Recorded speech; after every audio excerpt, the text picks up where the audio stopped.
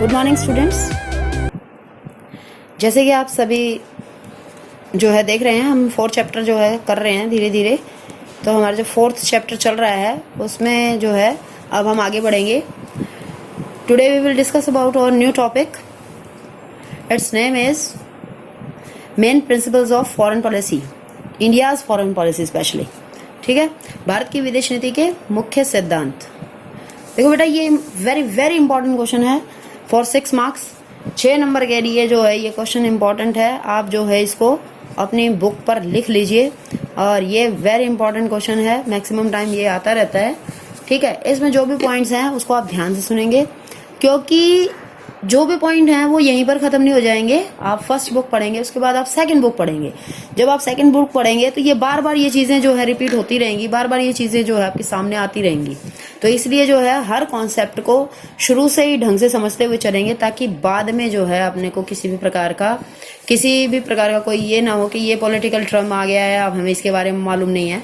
ऐसा नहीं होना चाहिए। आप ध्यान से सुनेंगे और ध्यान से समझेंगे। ठीक है, सबसे पहला पॉइंट देखो हमारा कि भारत की विदेश नीति के मुख्य सिद्धांत हैं। कौन कौन से हैं? नंबर 1, गुट निरपेक्षता का सिद्धांत। जैसे कि मैंने आपको पहले भी समझाया था कि भारत जो है किसी भी गुट के अंदर शामिल नहीं हुआ है। भारत ने अपनी स्वतंत्र विदेश नीति अपनाई। जैसे कि 2 गुट थे, अमेरिका और सोवियत संघ। भारत जो है इन दोनों में से किसी भी गुट के साथ शामिल नहीं हुआ। ठीक है, और भारत ने जो है अपनी एक अलग से नीति अपनाई। कौन सी नीति अपनाई? जिसको हम क्या कहते हैं? गुट निरपेक्षता की नीति कहते हैं। ठीक है, तो गुट निरपेक्षता का मतलब क्या होता है कि किसी भी गुट में शामिल ना होना, किसी भी गुट में शामिल ना होना। तो हम जब किसी भी गुट में शामिल नहीं हो रहे तो हमने कैसी नीति अपनाई है? गुट निरपेक्षता की नीति अपनाई है। तो अब फर्स्ट पॉइंट देखो, जैसे मैंने जहां पर निशान लगा रखा है आपको साथ साथ वहीं पर निशान लगाना है। याद करते वक्त आपको वैसे के वैसे याद करना है। ठीक है, पहला पॉइंट है जो इसको आप अच्छे से रीड कर लेंगे। ये जो मैंने समझाया आपको कि देखो, दूसरे विश्व युद्ध के पश्चात विश्व के अधिकतर देश 2 परस्पर विरोधी गुटों में विभाजित हो गए थे।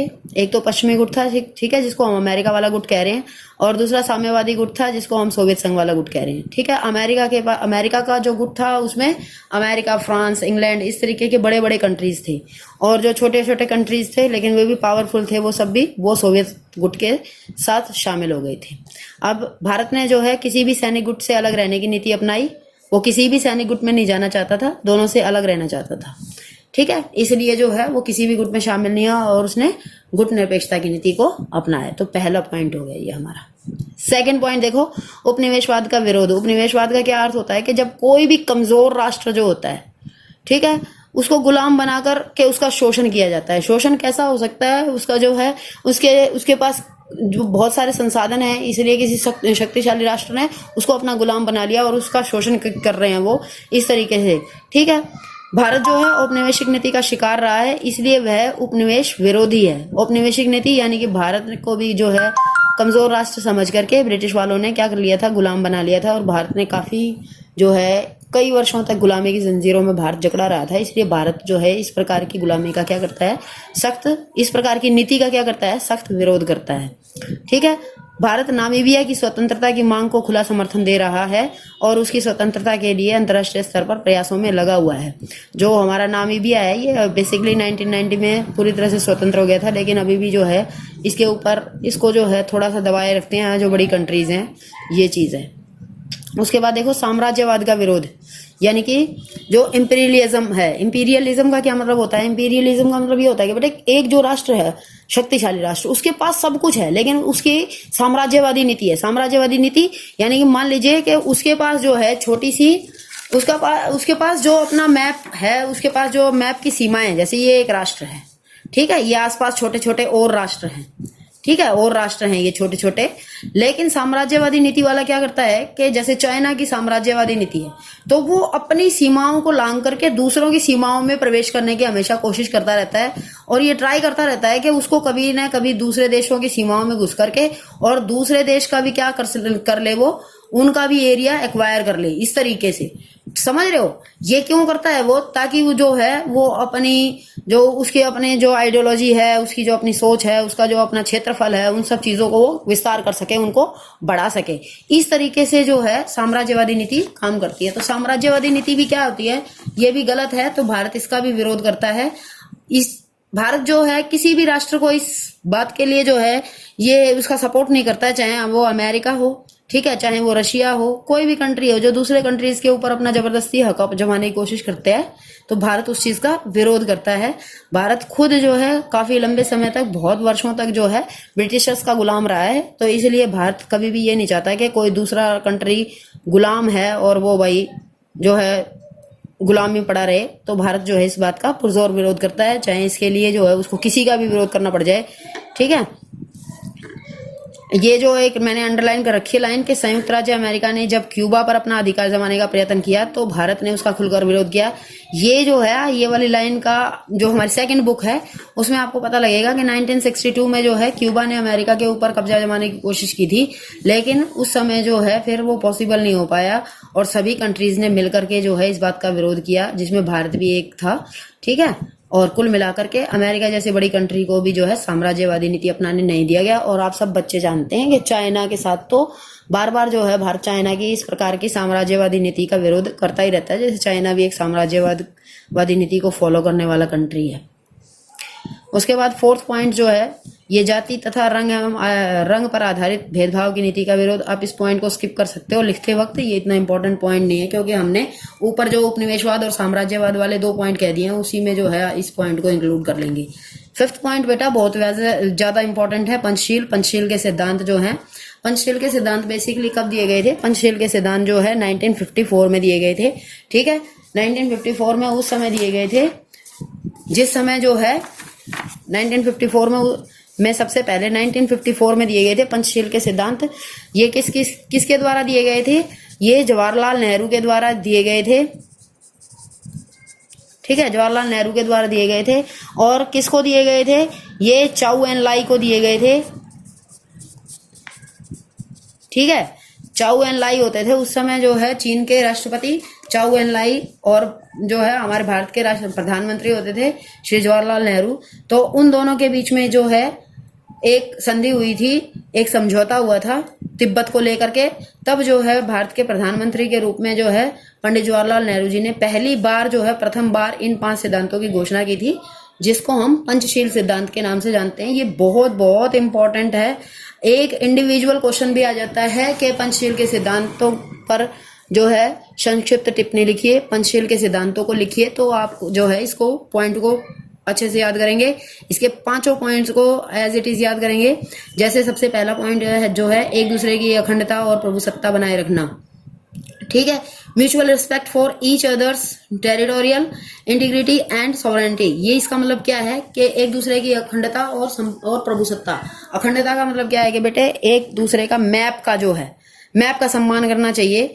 दूसरा प्रभुसत्ता, प्रभुसत्ता का मतलब ये है कि उनका हर राष्ट्र का अपना जो है अपनी सरकार होती है, अपना निर्णय लेने का खुद का जो है एक तरीका होता है, तो उसको खंडित नहीं किया जाना चाहिए, उसको जो है उसके बीच में दखल अंदाजी नहीं की जानी चाहिए। दूसरा, एक दूसरे राष्ट्र पर आक्रमण न करे, कि एक दूसरे पर आक्रमण नहीं किया जाना चाहिए, जैसे भारत पाकिस्तान पे करता रहता है या फिर भारत चाइना पे होता रहता है आपस में। तो किसी भी राष्ट्र के बीच में जो है एक दूसरे के ऊपर आक्रमण नहीं करना है। किसी भी राष्ट्र को एक दूसरे के आंतरिक मामलों में हस्तक्षेप नहीं करना चाहिए। आंतरिक मामले जैसे आप आजकल देख रहे हो, जैसे ये ट्रिपल तलाक का मुद्दा हो गया है, ठीक है, कश्मीर का मुद्दा हो गया है, ठीक है, इसके अलावा सीएए का मैटर हो गया है। इस तरीके के मैटर्स जो किसी भी कंट्री के अपने पर्सनल मैटर्स हैं, ठीक है, तो पर्सनल अफेयर्स हैं, इंटरनल अफेयर्स हैं। उन इंटरनल अफेयर्स के बीच में किसी दूसरी कंट्री को कोई हक नहीं बनता कि वो आकर के अपनी राय दे या उनकी मीडिया आकर के हमारे देश का जो है हमारे देश के बारे में अपने कंट्री में जाकर के दुष्प्रचार करे। इस पॉइंट का मतलब ये है कि भाई आंतरिक मामलों में हस्तक्षेप नहीं करना है, चाहे वो कोई भी मैटर हो। आपस में समानता और मित्रता की भावना बनाए रखे, कि जो जैसे मान लीजिए जैसे क्या होता है कि एक कंट्री से दूसरे कंट्री में हमारे यहाँ पर जाते रहते हैं आपस में, तो वहां पर क्या होना चाहिए, एक कंट्री दूसरे कंट्री के सिटीजन्स की क्या करे, उनके साथ जो है मित्रतापूर्ण व्यवहार करे, समानतापूर्ण व्यवहार करे, उनके साथ जो है दुर्व्यवहार नहीं किया जाना चाहिए, सबको समान समझे। शांतिपूर्ण सहअस्तित्व यानी कि पीसफुल कोएग्जिस्टेंस। इसका अर्थ क्या होता है कि हम कोई भी कंट्री है, जैसे भारत, चीन, पाकिस्तान, भूटान, नेपाल, कोई भी कंट्री है, उन सबको आपस में शांतिपूर्ण सहअस्तित्व की नीति को अपनाना चाहिए कि हम सब शांतिपूर्ण तरीके से मिलकर के आगे बढ़ेंगे और अपने देश के लिए नहीं बल्कि अपने विश्व के लिए, देश के साथ साथ अपने पूरे विश्व को जो है शांतिपूर्ण व्यवस्था में बनाने की कोशिश करेंगे, शांतिपूर्ण तरीके से इसको बनाए रखने की कोशिश करेंगे। तो ये पूरा पॉइंट जो है ये इंपॉर्टेंट है आपका पॉइंट, इसको आप अच्छे से याद करेंगे। 1 नंबर के क्वेश्चन भी आ जाता है इसमें कि पंचशील के सिद्धांत किसके द्वारा दिए गए, तो जवाहरलाल नेहरू के द्वारा दिए गए। पंचशील के सिद्धांत कब दिए गए, 1954 में दिए गए, ठीक है। तो ये 1 नंबर में भी आ जाता है। पंचशील के सिद्धांतों को एक्सप्लेन कीजिए या शॉर्ट नोट लिखिए इन पर, ये 4 नंबर में क्वेश्चन आ जाता है। तो आपको पूरा इंट्रोडक्शन देना है, उसके बाद 4 पॉइंट, इसके 5 पॉइंट बताने हैं जैसे इसमें दे रखे हैं एज इट इज, अपने मन से कुछ भी नहीं बनाना है, ठीक है। मोटे अक्षरों में लिखने का मतलब ये है कि ये जैसे हैं इनको वैसे ही याद करना है, इनको जो है अपनी तरफ से नहीं बनाना है। 6 पॉइंट देखो, निशस्त्रीकरण। निशस्त्रीकरण भी जो है बहुत ही इंपॉर्टेंट पॉइंट है। निशस्त्रीकरण, निशस्त्रीकरण का क्या अर्थ होता है बेटे, देखो पहले तो शस्त्रीकरण समझो। शस्त्रीकरण सीधा सा आपको समझ आ गया। शस्त्रीकरण यानी कि भाई हमारे पास शस्त्र हैं, हमारे पास जो है हथियार हैं, और हमारे पास किसी प्रकार का कोई भी जो है ऐसे शस्त्र जिनसे जो है युद्ध किया जा सकता है, हमारे पास सब चीजें हैं, ठीक है। अब हमने शस्त्रीकरण के आगे लगा दिया निहि। निहि मतलब के बिना, कि भाई अब हमारे पास किसी भी प्रकार का कोई शस्त्र नहीं है, तो हम किस बात का समर्थन करते हैं, हम निशस्त्रीकरण का समर्थन करते हैं। हम ये कहते हैं, भारतीय कहता है कि भाई जितने ज्यादा शस्त्र बढ़ेंगे उतने ही ज्यादा जो है शांति के लिए खतरा उत्पन्न होगा, उतनी ज्यादा अशांति होगी, युद्ध का माहौल बनेगा। इसलिए ये जरूरी है कि भाई लोग, जितने भी देश हैं, जितने भी कंट्रीज हैं, उन सबको क्या करना चाहिए, निशस्त्रीकरण की जो व्यवस्था है उसको फॉलो किया जाना चाहिए, ठीक है। भारतीय चाहता है कि देखो, भारत चाहता है कि लड़ाई के खतरनाक हथियारों का निर्माण बंद हो और परमाणु शस्त्रों पर प्रतिबंध लगाया जाए, ठीक है। जितने भी परमाणु शस्त्र हैं उन पर प्रतिबंध लगा दिया जाना चाहिए। यह आणविक शक्ति को रचनात्मक, आणविक शक्ति यानी कि परमाणु शक्ति का जो है रचनात्मक प्रयोग होना चाहिए। रचनात्मक का क्या मतलब है बेटा, कि परमाणु जो शक्ति है हमारे पास, जो न्यूक्लियर पावर है, उसका प्रयोग जो है केवल ये नहीं कह सकते हम के केवल जो है न्यूक्लियर पावर का प्रयोग हमारे लिए केवल जो है हथियार बनाने में ही प्रयोग हो सकता है, नहीं। न्यूक्लियर पावर का प्रयोग जो है बहुत सारी चीजों में होता है। न्यूक्लियर पावर का जो है स्पेस एक्सप्लोरेशन के लिए होता है, एक्सप्लोर करने के लिए स्पेस में किसी भी प्रकार का, जैसे हम जो है चंद्रयान 2, मंगल मिशन, इस तरीके के जो है हम काम करते हैं, अपने सैटेलाइट वहां पर लॉन्च कर रहे हैं, तो उन सब चीजों में भी जो है न्यूक्लियर पावर का प्रयोग होता है, ठीक है। उसके बाद जो है मेडिकल फील्ड में भी जो है परमाणु न्यूक्लियर पावर का प्रयोग किया जाता है। जैसे जो MRI वगैरह जो होती हैं, MRI स्पेशली जो है वो इस तरीके से, उसमें न्यूक्लियर पावर का प्रयोग होता है। बहुत सारा खारा पानी है, उस पानी के खारे पानी का जो टेस्ट है, उसको खारे टेस्ट को खत्म करने के लिए जो है उसमें भी न्यूक्लियर एनर्जी का प्रयोग किया जा सकता है। और सबसे इम्पोर्टेंट सोर्स है हमारा कि इलेक्ट्रिसिटी प्रोड्यूस करने के लिए जो है हम प्रयोग कर सकते हैं। उसके बाद हथियार बनाने के लिए हम प्रयोग कर सकते हैं।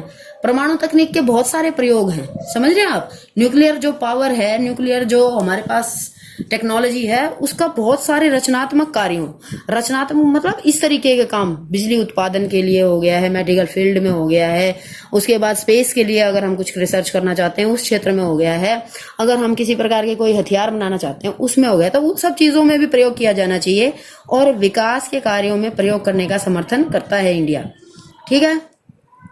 यद्यपि भारत अणु शक्ति संपन्न देश बन गया है, परंतु इसने अनेक बार यह घोषणा की है कि यह अणु शक्ति का प्रयोग केवल शांति के विकास के लिए ही करेगा। शांति के विकास के लिए मतलब यहाँ पे शांति और विकास नहीं, शांति के विकास, यानी कि कोई भी ऐसा काम नहीं किया जाएगा जिससे शांति भंग हो। क्योंकि परमाणु परीक्षणों का प्रयोग, ज्यादातर कंट्रीज क्या समझते हैं कि परमाणु परीक्षण का अर्थ ये है कि अब परमाणु संपन्न राष्ट्र हो गया है तो उसको क्या करना है, वो जो है अब दूसरे राष्ट्रों के ऊपर हमला कर सकता है, दूसरे कंट्रीज को मार सकता है, इस तरीके की कहीं ना कहीं सोच बन जाती है, ठीक है। उसके बाद जो है अगला सिद्धांत क्या है हमारा, हम ये भारत की विदेश नीति के मुख्य सिद्धांत पढ़ रहे हैं, ठीक है।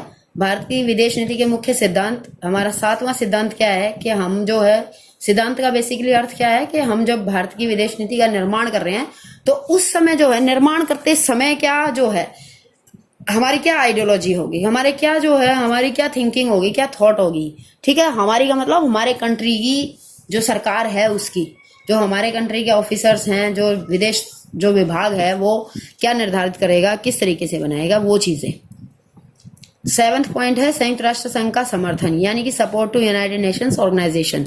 जो support to United Nation Organisation, इसका अर्थ क्या होता है कि एक यूनाइटेड नेशंस ऑर्गेनाइजेशन है, संयुक्त राष्ट्र संघ है, ये एक अंतर्राष्ट्रीय संस्था है। ठीक है, ये अंतर्राष्ट्रीय संस्था है जिसका जो है गठन कब किया गया था? 24 अक्टूबर 1945 में इसका गठन किया गया था। इसके बारे में जो है आप पूरा विस्तार से पढ़ेंगे हमारी सेकंड बुक में, और सेकंड बुक में जो है पूरा 6 नंबर के क्वेश्चन के लिए ये इम्पोर्टेंट है। ठीक है, ये 6 नंबर के लिए इम्पोर्टेंट है। सेकंड बुक में आप बहुत सारा पढ़ेंगे। जब आप सेकंड बुक में बहुत सारा पढ़ लेंगे तो आप आराम से जो है इस पॉइंट को एक्सप्लेन कर सकते हैं। ठीक है, संयुक्त राष्ट्र संघ बेसिकली क्या है? एक अंतर्राष्ट्रीय संस्था है, एक अंतर्राष्ट्रीय संगठन है जो विश्व के अन्य देशों के साथ जो है सभी विश्व के अन्य देशों के साथ संबंध स्थापित करने का एक मंच है बेसिकली ये। इसके अंदर जो है करीबन 193 कंट्रीज हैं जो इसके इस समय सदस्य हैं। ठीक है, तो भारत का क्या विश्वास है? भारत का पूरा विश्वास है कि संयुक्त राष्ट्र संघ की जो भी काम करने का तरीका है, जो भी ये कंट्रीज के बीच में तालमेल बनाने की कोशिश करता है, भारत उसका पूरा सपोर्टर है। ठीक है, देखो ये पूरा पॉइंट आप पढ़ के इसको ध्यान से देखो। विभिन्न राज्यों के आपसी झगड़ों को निपटाना। ठीक है, जैसे क्या होता है कि किसी भी राज्य का, जैसे हमारे यहाँ पाकिस्तान और भारत के बीच में जो है कश्मीर का मुद्दा चलता रहता था, तो उसको हम कहाँ लेके गए? उसको हम यूएनओ में लेके गए। ठीक है, उसके बाद युद्ध की संभावना को कम करना। तो संसार के विभिन्न क्षेत्रों में मैत्रीपूर्ण संबंध स्थापित करने के लिए संयुक्त राष्ट्र संघ महत्वपूर्ण भूमिका निभा सकता है नहीं, निभाता ही है। ठीक है, क्योंकि यूएनओ का कहना तकरीबन सभी कंट्रीज मानते हैं। इस कारण से यह इसकी सफलता में पूर्ण सहयोग देने की नीति का समर्थन करता है। यहां तक आप इसको याद करेंगे पॉइंट को। इसके अतिरिक्त नीचे वाला पॉइंट याद करेंगे। बीच में जो है बेटा इसको टारगेट कर रखा है, कुछ समस्याएं बता रखी हैं कि जैसे जो है कोरिया की समस्या थी, हिंद चीन की, हंगरी की, स्वेज नहर की, चीन की संयुक्त राष्ट्र संघ की सदस्यता, ये सब अलग अलग मैटर्स हैं। और इसके अलावा बहुत सारे मैटर्स हैं, लॉट्स ऑफ मैटर्स हैं, जिनके बारे में जो है यूएनओ ने अपने बीच में आकर के मध्यस्थता करके और उन मैटर्स को सुलझाया है। जैसे कोरिया के बारे में, जैसे हम ना कोरिया की एक छोटी समस्या बताते हैं। आप जैसे कोरिया के बारे में सुनते रहते हो हमेशा। देखो कोरिया जो है उत्तरी कोरिया है। ठीक है, उत्तरी कोरिया नीचे। ठीक है, उत्तरी कोरिया ने क्या किया? ऊपर दक्षिणी कोरिया पर क्या कर दिया? हमला कर दिया। ठीक है, कब किया? 1950 में, 1950 में हमला कर दिया। अब ये मानो ये 25 जून, शायद इसकी 25 जून है इसकी, हाँ 25 जून इसकी डेट थी। 1950 में हमला किया। तो उस समय जो है यूएनओ ने ऑर्डर दिए कि भाई आप ये जो है ये दक्षिणी कोरिया क्या करे कि इस हमले को बंद करे। ठीक है, इस वार को ये बंद कर दे, लेकिन ये माना नहीं और इन्होंने जो है दक्षिण कोरिया पर लगातार हमले करता रहा। 2-3 दिन बाद क्या होता है? 2-3 दिन बाद जो है 2 से 3 दिन बाद क्या किया? यूएनओ ने बीच में पड़ के, और वहां पर जो है यूएनओ की अपनी खुद की सेनाएं होती है बेटा। ठीक है, इसमें सैनिक कहाँ से आते हैं? जो इसके सदस्य राष्ट्र होते हैं वो इसमें अपनी सेना भेजते हैं, अपने जो है सैनिकों को भेजते हैं। तो यूएनओ की अपनी सेना होती है। ठीक है, तो यूएनओ की सेना वहां पर गई और जल, थल और वायु तीनों जगह से जो है प्रयास करके और इस युद्ध को खत्म करवा दिया।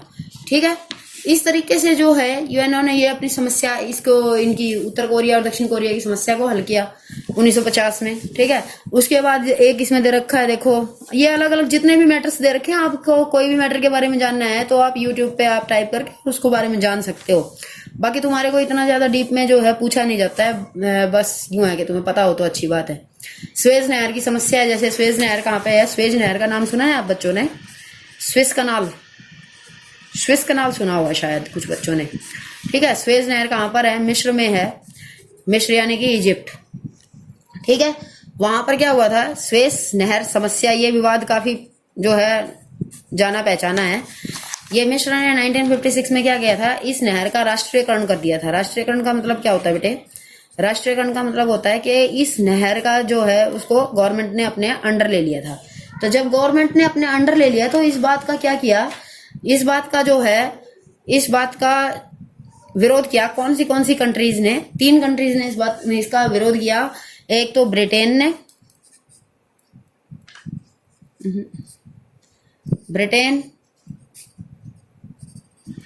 और दूसरा फ्रांस और तीसरा था इजराइल।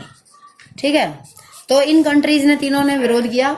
यूएनओ ने बीच में आकर के कहा कि भाई क्या करो, ये इन्होंने क्या कहा, ये इन्होंने ये कहा कि भाई ये जो है, ये तुमने तीनों ने जो है मिस्र के खिलाफ युद्ध छेड़ दिया है, तो तुम तीनों जो है ये युद्ध बंद करो। और मिस्र का जो है, मिस्र ने उनकी वहां पर पड़ती है नहर, वो जैसे करना चाहें वो कर सकते हैं, आप जो है इस मामले को खत्म करो। तो ब्रिटेन और फ्रांस ये दोनों तो मान गए और इन्होंने कर दिया युद्ध बंद, लेकिन ये इजराइल जो था उसने वो नहीं माना और इसने युद्ध जारी रखा। ठीक है, तो इसने जब युद्ध जारी रखा तो यूएनओ ने क्या कहा, यूएनओ ने कहा विश्व के जितने भी देश थे उन सबको ऑर्डर किया कि इजराइल के खिलाफ आर्थिक और सैनिक प्रतिबंध लगा दिए जाएं। ठीक है, तो आर्थिक और सैनिक प्रतिबंध का मतलब क्या है कि कोई इनके साथ किसी भी प्रकार का कोई ट्रेड नहीं करेगा। ठीक है, कोई इनके साथ कोई जो है आर्मी एक्सरसाइज नहीं करेगा, इनके साथ कोई राष्ट्र जो है इनके साथ जो है किसी भी प्रकार का कोई व्यवहार नहीं करेगा। जब जो है यूएनओ के कहने से सारी कंट्रीज ने ऐसे किया, तब इजराइल में ने भी जो है 1 साल के बाद 1957 में जो है अपने वहां पर जो है उसने भी इस तरीके का मिस्र के साथ जो युद्ध चल रहा था उसको बंद कर दिया। ठीक है, तो ये ऐसे हैं कुछ बहुत सारे मैटर्स हैं जहां पर यूएनओ ने मध्यस्थता की, यूएनओ ने जो है बीच में आ करके और मुद्दों को सुलझाने की कोशिश की है। ठीक है, उसके अलावा जो है चीन का एक जो है चीन की संयुक्त राष्ट्र संघ की सदस्यता, ये भी एक प्रश्न है कि संयुक्त राष्ट्र संघ की, ये एक बहुत डीप जो है टॉपिक है, हम दूसरी किताब पढ़ेंगे तो मैं पूरे डिटेल से आपको समझाऊंगी।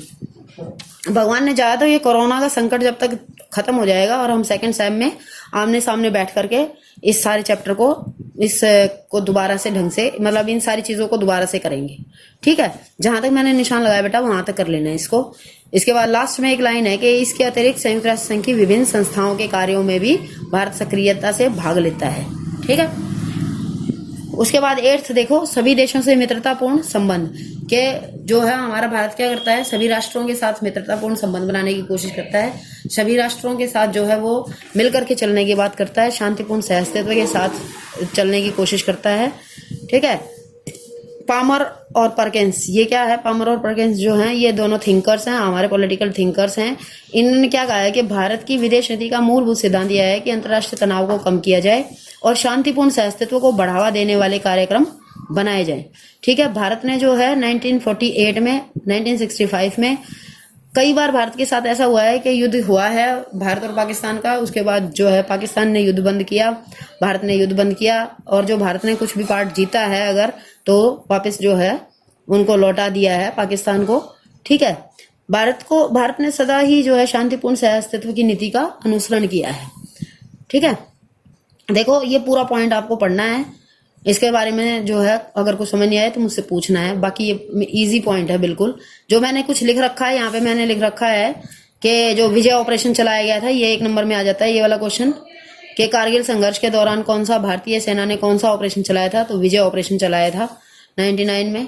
ठीक है, और 11 जुलाई 1999 को वो ऑपरेशन फिर रोक दिया गया था। 2016 में जो है एक ऑपरेशन चलाया गया था, उसको हम जो है सर्जिकल स्ट्राइक के नाम से जानते हैं। पुलवामा अटैक के बाद आप बच्चों को पता है कि जब अभिनंदन को गिरफ्तार कर लिया गया था वहां के द्वारा, वहां पे कैदी बना लिया था, बंदी बना लिया था, तब जो है किस प्रकार से भारत सरकार ने जो है अपने हवाई हमलों से वहां पर इस तरीके की कंडीशन जो है पैदा कर दी थी, युद्ध जैसे माहौल पैदा कर दिया था, लेकिन वहां पे किसी भी प्रकार का कोई नुकसान नहीं हुआ था और अभिनंदन को जो है सफलतापूर्वक वापस छुटा लिया गया था।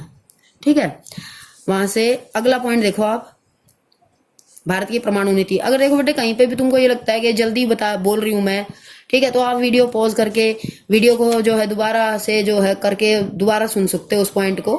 जहां पर भी आपको यूं लगता हो कि भाई मेरा ये चीज मैडम जल्दी बता रहे हैं, तो आप दोबारा देख लेना। ठीक है, भारत की परमाणु नीति, इंडिया न्यूक्लियर पॉलिसी क्या कहती है, इंडिया की न्यूक्लियर पॉलिसी क्या कहती है बेटे, जैसे मैंने आपको जो है 6 पॉइंट में बताया था कि इंडिया की न्यूक्लियर पॉलिसी क्या कहती है कि हमें जो है न्यूक्लियर पावर का प्रयोग रचनात्मक कार्यों के लिए करना है, लोगों को मारने के लिए नहीं करना है, युद्ध की स्थिति पैदा करने के लिए नहीं करना है। हम किसी भी प्रकार का कोई टेरर पैदा नहीं करना चाहते जिससे कि युद्ध हो। ठीक है, जिससे कि जो है भय का जो है माहौल उत्पन्न हो, ऐसा कुछ नहीं करना चाहता है भारत। ठीक है, देखो हमेशा जो है हथियार होने का मतलब केवल ये नहीं होता है कि हम दूसरे को मारना चाहते हैं। हथियार होने का मतलब ये भी होता है कि हम सक्षम हैं और हम दूसरे, अगर हमारे ऊपर दूसरा आक्रमण करता है तो हम अपनी रक्षा कर सकते हैं। तो भारत ने किस उद्देश्य से अपने आप को परमाणु संपन्न बनाया है? अपने को विदेशी आक्रमणों से बचाने के लिए। ठीक है, देखो सन 1974 में भारत ने एक परमाणु विस्फोट किया था। ठीक है, ये सारा पॉइंट देखो मैंने पूरा इसमें निशान लगा रखा है, आप पूरे ध्यान से इसको पढ़ लेंगे कि ये 1 नंबर का क्वेश्चन बनता है कि भारत ने अपना पहला परमाणु परीक्षण कब किया? 1974 में किया, पोखरण में किया। ठीक है, उसके बाद भारत ने 24 वर्षों के लंबे समय के बाद दोबारा से परमाणु परीक्षण किए 11 और 13 मई को। ठीक है, 5 छोटे बड़े परमाणु परीक्षण किए थे। उसके बाद जो है ये सारा याद कर रहे हैं आपको। ठीक है, उसके बाद देखो एक यहाँ पर जो है एक ये आया है CTBT।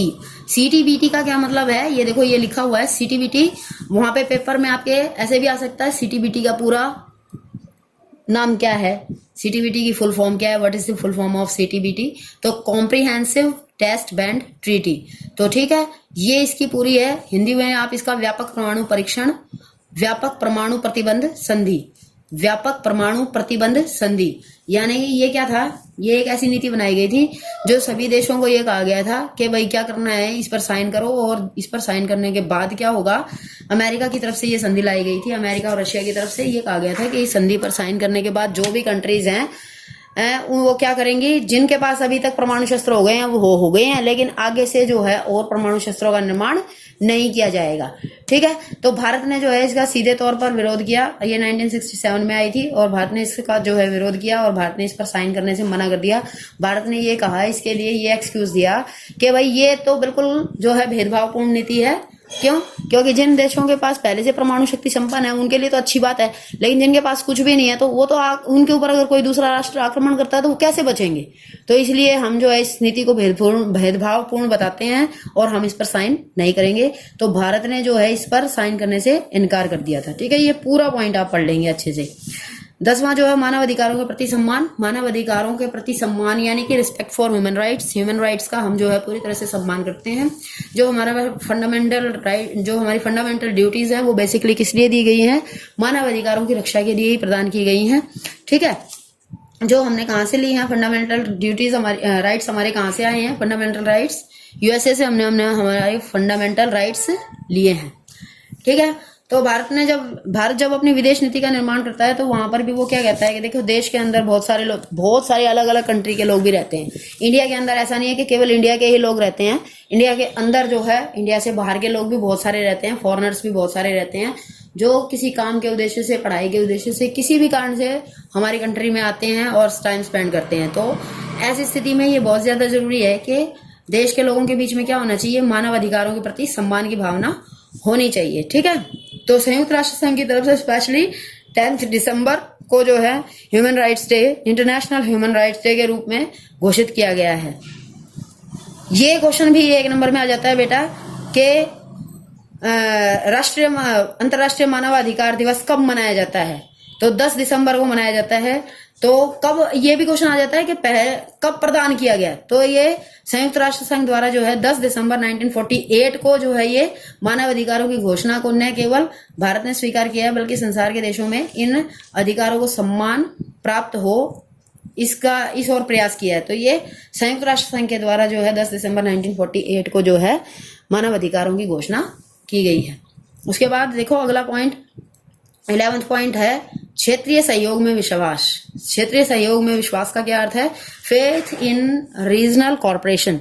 रीजनल कॉर्पोरेशन का क्या मतलब होता है? रीजनल कॉर्पोरेशन यानी कि रीजनल का मतलब क्या है? क्षेत्रीय। क्षेत्रीय का क्या मतलब कहते हैं? जैसे हमारा भारत है, ठीक है, तो भारत जो है हमारा, ये भारत हो गया, जैसे ये हमारा भारत है, तो भारत के जितने भी हमारे पड़ोसी राष्ट्र हैं, हमारे बहुत सारे पड़ोसी राष्ट्र हैं भारत के, तो जो भी हमारे पड़ोसी राष्ट्र हैं उनके साथ क्या होने चाहिए? हमारे संबंध अच्छे होने चाहिए। तो इसके लिए जो है भारत क्या करता है? इसके लिए जो है भारत पूरा ध्यान रखता है कि भारत के जितने भी पड़ोसी राष्ट्र हैं वो सबके साथ अपने जो है संबंध अच्छे रखने की कोशिश करता है। इसके लिए भारत ने क्या बनाया है? इसके लिए भारत ने बनाया है एक दक्षिण एशियाई प्रादेशिक सहयोग संघ, जिसको हम सार्क कहते हैं। ये देखो सार्क, लिखा हुआ है यहाँ पर, ठीक है। सार्क की फुल फॉर्म होती है दक्षिण एशियाई प्रादेशिक सहयोग संगठन। प्रादेशिक या क्षेत्रीय एक ही बात है, ठीक है। उसके बाद जो है इंग्लिश में इसको है, आपको इंग्लिश नहीं, आपको हिंदी में याद करना है क्योंकि आप तो हिंदी मीडियम से हैं। तो फिर अगर इंग्लिश में है तो इंग्लिश में आप South Asian association for regional cooperation, ये आप इसको इंग्लिश में करेंगे, ठीक है। तो ये 1985 में बनाया गया बेटा। इसके ऊपर पूरा जो है डिटेल से आप सेकेंड बुक में पढ़ेंगे, ठीक है। सेकंड बुक जो है हमारी, उसको पूरे डिटेल से इसके बारे में पढ़ेंगे। तो इसलिए मैं आपको बार बार जो है सेकंड बुक के, ताकि जो है आपके माइंड में ये रहे कि हाँ हमने इसको फर्स्ट बुक में यहाँ पे पढ़ लिया है, और वहां पर सेकंड बुक जब हम पढ़ेंगे तो आप फर्स्ट बुक के साथ इसको सेकंड बुक को रिलेट कर सके।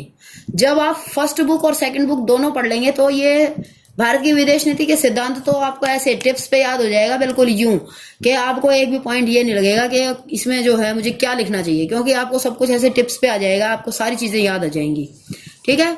तो क्षेत्रीय सहयोग में विश्वास का अर्थ क्या है कि भारत ने सदैव अपने पड़ोसी देशों के साथ मधुर संबंध कायम रखने का प्रयास किया है। और उस प्रयास के लिए इसने क्या किया है, एक संगठन बनाया है जिसको हम सार्क के नाम से जानते हैं, ठीक है। ये पॉइंट पूरा याद करना है। उसके बाद नेक्स्ट देखो 12th पॉइंट, नई अंतरराष्ट्रीय अर्थव्यवस्था पर बल, ठीक है। Stress on new international economic order. जैसे कि आप सब बच्चों को पता है, आप जो है पहले से 10th में भी पढ़ा होगा, जिन्होंने ध्यान देते हैं पढ़ाई में उनको तो पता होता है कि भाई क्या होता था कि जब जो है फर्स्ट वर्ल्ड वार हुई, सेकंड वर्ल्ड वार हुई, सेकंड वर्ल्ड वार फिनिश होती है। सेकंड वर्ल्ड वार के फिनिश होने के बाद जो है क्या हुआ था कि जो है दो अंतर्राष्ट्रीय मुद्रा कोष और और विश्व बैंक, दो चीजें बनी थी, ठीक है। दो चीजों जो है बनी थी, उन दोनों का उद्देश्य क्या था कि जितने भी राष्ट्र जो भी सेकेंड वर्ल्ड वार में शामिल थे उनका बहुत ज्यादा नुकसान हुआ है, तो उन राष्ट्रों को जो है आर्थिक मदद देने के लिए विशेष रूप से ये बनाए गए थे, ठीक है। लेकिन इसमें होता क्या है कि फिर बाद में धीरे धीरे जो है और भी बहुत सारे संगठन बन गए जो स्पेशली ट्रेड की तरफ ध्यान रखते थे, ट्रेड के ऊपर काम करते थे। तो उस ट्रेड को जो है इस तरीके से उस ट्रेड को चलाया जाता था कि जिसमें विकासशील राष्ट्रों को दबाने की कोशिश की जाती थी, और जो विकसित राष्ट्र थे वो अपनी शर्तें रखते थे, ठीक है। जैसे जो है विकसित राष्ट्र सबसे ऊपर, फिर उसके नीचे विकासशील में भी क्या है, विकासशील में भी क्या होते हैं बेटा कि छोटे और बड़े दो प्रकार के राष्ट्र होते हैं, और कुछ क्या है, कुछ इस पहले और दूसरी कैटेगरी से भी नीचे हैं, जो बिल्कुल ही जो क्या है, बिल्कुल भी विकसित और विकासशील से बिल्कुल ही नीचे हैं, ठीक है। उनका कुछ भी विकास नहीं हुआ है, वो केवल जीवन यापन करने के तरीके से चल रहे हैं। तो उनकी बात हम कर रहे हैं यहाँ पर। जब ये विकसित राष्ट्र होते हैं, ठीक है, ये जब ट्रेड करते हैं तो ट्रेड के लिए इन्होंने इस तरीके से नियम, शर्तें, कानून ऐसे बनाते हैं जिससे कि विकासशील देश मजबूर होकर के इनके अंडर आ जाएं और जैसा ये राष्ट्र कहें वैसा ही ये करें, ठीक है। जैसे विकसित राष्ट्र जो है, अगर विकसित राष्ट्र को क्या करते हैं, विकसित राष्ट्र पहले तो क्या करते हैं कि ऐसे देखते हैं बेटा कि कोई भी ऐसा जो है, कोई ऐसा प्रोजेक्ट लगाना है जिसमें बहुत ज्यादा प्रदूषण होना है,